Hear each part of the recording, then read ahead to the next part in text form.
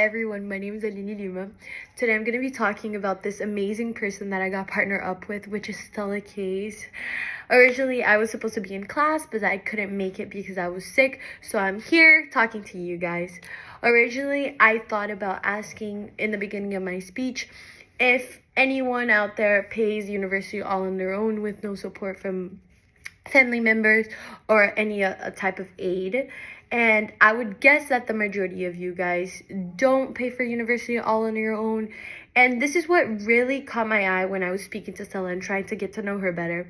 She just casually puts it out there as if it's the most normalest thing ever that she's paying for university all on her own, working 2 jobs, we're having an internship, and doing this for the past 2 to 3 years. And I'm staring at her like in pure disbelief of what this girl is saying. She's telling me, oh yeah, I work this, I do that, I'm involved in these clubs, I've done so many things. And I'm like, oh my God, I knew you were driven, I knew you were dedicated and passionate, but I didn't know it was this much.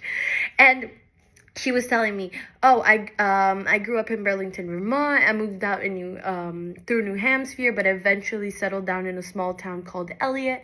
And she tells me, oh, I played volleyball, I did track and field in high school, I did volunteering work.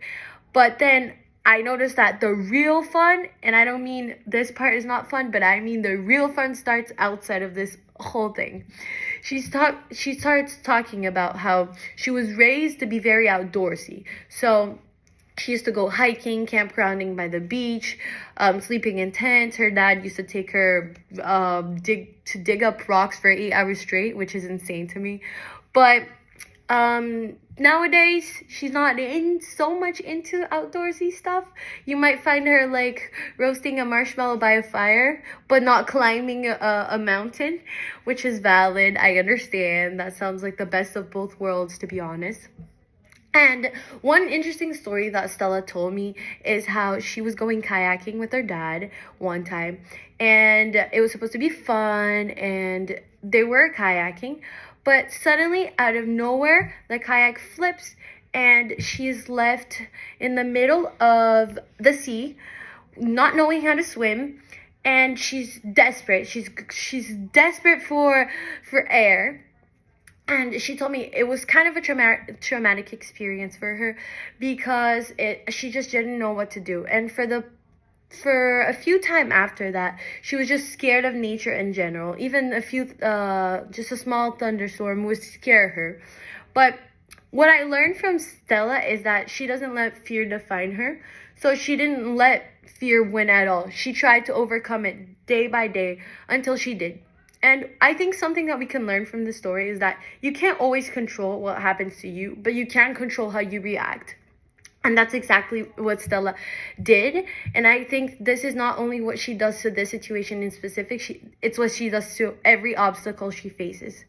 And for right now, I feel that Stella is paying for university all on her own. She's participating in every single club, basically, here at Bentley University. I know so many clubs, and I know that she's into a lot of clubs. I've seen her everywhere, and she has this very active social life. She's doing above and beyond in her classes, and this is entirely on her own, which demonstrates how she is so driven.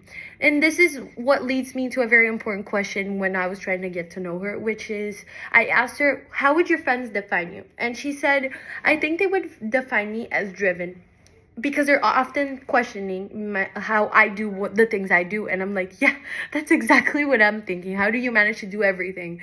And she's like, I live for deadlines. I hate to be bored. I love to have everything set as a time I have to do it. I love just crossing it off my to-do list. And I'm like, that's exactly the skills you need to be successful in life. And one thing that I saw is how strong she is, how passionate, how she doesn't let obstacles define her, and that she will go and chase whatever she wants. She'll go for her goals, and she's the proof of resilience in no matter what. And she is the proof that no matter how hard life tries to knock you down, you always have a choice to stay down or get back up. You can choose to look at life in an optimistic view or a pessimistic view. And she's the type of person that believes that no obstacle is too big, no challenge is impossible, and no dream is out of reach if you're willing to fight for it. And Stella, I just want to say your story is truly inspiring. Your strength is incredible, and you're the proof that determination can take you anywhere you want in life. And I would just say continue doing what you're doing, and you'll get far. And also, a song I thought about bringing up here is 93 Million Miles by Jason Mraz.